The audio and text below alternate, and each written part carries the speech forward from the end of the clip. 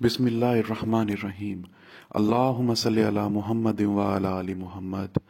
حضور پاک صلی اللہ علیہ وآلہ وسلم کی 12 خوبصورت حدیث صحیح بخاری سے۔ نبی کریم صلی اللہ علیہ وآلہ وسلم جب غسل فرماتے تو آپ پہلے اپنے دونوں ہاتھ دھوتے، پھر اس طرح وضو کرتے جیسے نماز کے لیے آپ صلی اللہ علیہ وآلہ وسلم وضو کیا کرتے تھے۔ پھر پانی میں اپنی انگلیاں داخل فرماتے اور ان سے بالوں کی جڑوں کا خلال کرتے، پھر اپنے ہاتھوں سے 3 چلو سر پر ڈالتے، پھر تمام بدن پہ پانی بہا لیتے۔ نبی کریم صلی اللہ علیہ وآلہ وسلم نے فرمایا، جو شخص جمعے کے دن غسل کرے اور خوب اچھی طرح سے پاکی حاصل کرے اور تیل استعمال کرے یا گھر میں جو خوشبو میسر ہو استعمال کرے، پھر نماز جمعہ کے لیے نکلے اور مسجد میں پہنچ کر 2 آدمیوں کے درمیان نہ گھسے، پھر جتنی ہو سکے نفل نماز پڑھے اور جب امام خطبہ شروع کرے تو خاموش سنتا رہے، تو اس جمعہ سے لے کر دوسرے جمعے تک سارے گناہ معاف کر دیے گئے۔ رسول اللہ صلی اللہ علیہ وآلہ وسلم جمعہ کے دن خطبہ دے رہے تھے کہ ایک شخص آیا اور عرض کیا، یا رسول اللہ، پانی کا قحط پڑ گیا ہے، اللہ سے دعا کیجئے ہمیں سیراب کر دے۔ آپ صلی اللہ علیہ وآلہ وسلم نے دعا کی اور بارش اس طرح شروع ہوئی کہ گھروں تک پہنچنا مشکل ہو گیا۔ دوسرے جمعے تک برابر بارش ہوتی رہی۔ انس نے کہا کہ پھر دوسرے جمعے میں وہی شخص یا کوئی اور کھڑا ہوا اور عرض کیا، یا رسول اللہ صلی اللہ علیہ وآلہ وسلم، دعا کیجئے کہ اللہ تعالیٰ بارش کا رخ کسی اور طرف موڑ دے۔ رسول اللہ صلی اللہ علیہ وآلہ وسلم نے دعا فرمائی کہ اے اللہ، ہمارے ارد گرد بارش برسا، ہم پر نہ برسا۔ انس نے کہا کہ میں نے دیکھا کہ بادلوں کا ٹکڑا ٹکڑا ہو کے دائیں بائیں طرف چلے گئے، پھر وہاں بارش شروع ہو گئی اور مدینے میں اس کا سلسلہ بند ہوا۔ جب کبھی حضرت عمر رضی اللہ عنہ کے زمانے میں قحط پڑتا تو عمر رضی اللہ عنہ حضرت عباس بن عبد المطلب کے وسیلے سے دعا کرتے اور فرماتے کہ اے اللہ، پہلے ہم تیرے پاس اپنے نبی صلی اللہ علیہ وآلہ وسلم کا وسیلہ لایا کرتے تھے تو پانی برساتا تھا، اب ہم اپنے نبی کریم صلی اللہ علیہ وآلہ وسلم کے چچا کو وسیلہ بناتے ہیں تو ہم پہ پانی برسا۔ انس رضی اللہ عنہ نے کہا کہ چنانچہ بارش خوب ہوئی۔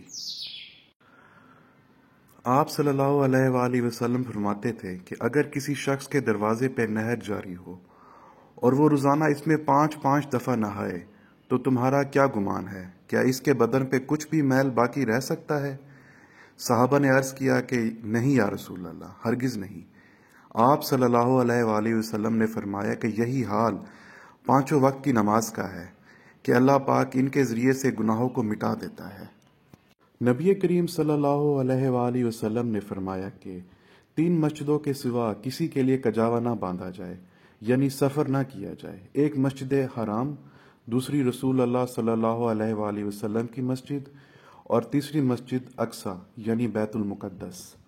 نبی کریم صلی اللہ علیہ وآلہ وسلم کے یہاں نماز پڑھنے کے لیے کسی کا جنازہ آیا۔ آپ صلی اللہ علیہ وآلہ وسلم نے دریافت فرمایا، کیا اس میت پہ کسی کا قرض تھا؟ لوگوں نے کہا کہ نہیں۔ آپ نے ان کی نماز جنازہ پڑھا دی۔ پھر ایک اور جنازہ آیا۔ آپ صلی اللہ علیہ وآلہ وسلم نے دریافت فرمایا، میت پہ کسی کا قرض تھا؟ لوگوں نے کہا کہ ہاں تھا۔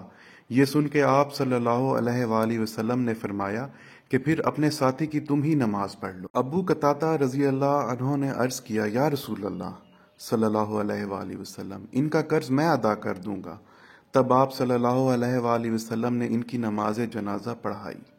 نبی کریم صلی اللہ علیہ وآلہ وسلم نے فرمایا، 4 خصلتیں ایسی ہیں کہ جس شخص میں بھی ہوں گی وہ منافق ہوگا، یا ان 4 میں سے اگر کوئی ایک خصلت بھی اس میں ہے تو اس میں نفاق کی ایک خصلت ہے، یہاں تک کہ وہ اسے چھوڑ دیں۔ جب بولے تو جھوٹ بولے، جب وعدہ کرے تو پورا نہ کرے، جب معاہدہ کرے تو بے وفائی کرے، اور جب جھگڑے تو بد زبانی پہ اتر آئے۔ نبی کریم صلی اللہ علیہ وآلہ وسلم نے فرمایا، راستوں پر بیٹھنے سے بچو۔ صحابہ نے عرض کیا کہ ہم تو وہاں بیٹھنے پر مجبور ہیں، وہی ہمارے بیٹھنے کی جگہ ہوتی ہے۔ کہ جہاں ہم باتیں کرتے ہیں۔ اس پہ آپ صلی اللہ علیہ وآلہ وسلم نے فرمایا اگر وہاں بیٹھنے کی مجبوری ہی ہے تو راستوں کا حق بھی ادا کرو۔ صحابہ نے پوچھا اور راستوں کا حق کیا ہے؟ آپ صلی اللہ علیہ وآلہ وسلم نے فرمایا نگاہ نیچی رکھو، کسی کو ایذا دینے سے بچنا، سلام کا جواب دینا، اچھی باتوں کے لیے لوگوں کو حکم کرنا اور بری باتوں سے روکنا۔ نبی کریم صلی اللہ علیہ وآلہ وسلم نے فرمایا ایک شخص راستے میں سفر کر رہا تھا کہ اسے پیاس لگی، پھر اسے راستے میں ایک کنواں ملا اور وہ اس کنویں کے اندر اتر گیا، پانی پیا۔ جب باہر آیا تو اس کی نظر ایک کتے پہ پڑی جو ہانپ رہا تھا اور پیاس کی سختی سے کیچڑ چاٹ رہا تھا۔ اس شخص نے سوچا کہ اس وقت یہ کتا بھی پیاس کی اتنی ہی شدت میں مبتلا ہے جس میں وہ تھا، چنانچہ وہ پھر کنویں میں اترا اور اپنے جوتے میں پانی بھر کے اس نے کتے کو پلایا۔ اللہ تعالیٰ کے ہاں اس کا یہ عمل مقبول ہوا اور اس کی مغفرت کر دی گئی۔ صحابہ نے پوچھا یا رسول اللہ، کیا جانوروں کے سلسلے میں بھی ہمیں اجر ملتا ہے؟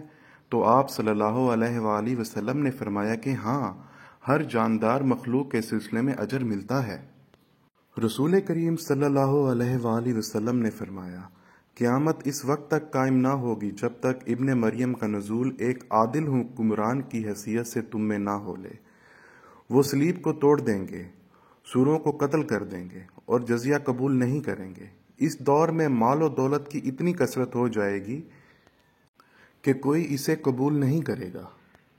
شروع اسلام میں میراث کا مال و اولاد کو ملتا تھا اور والدین کے لیے وصیت ضروری تھی، لیکن اللہ تعالیٰ نے جس طرح چاہا اس حکم کو منسوخ کر دیا۔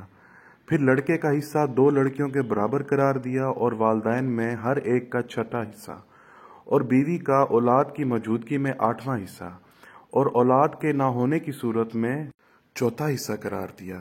اس طرح شوہر کا اولاد نہ ہونے کی صورت میں آدھا اور اولاد کے ہونے کی صورت میں 4واں حصہ قرار دیا۔ میں امید کرتا ہوں آپ کو ہماری آج کی یہ ویڈیو پسند آئی ہوگی۔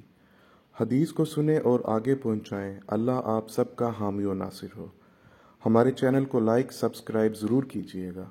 اپنی دعاؤں میں ہمیں ضرور یاد رکھیے گا۔ جزاک اللہ۔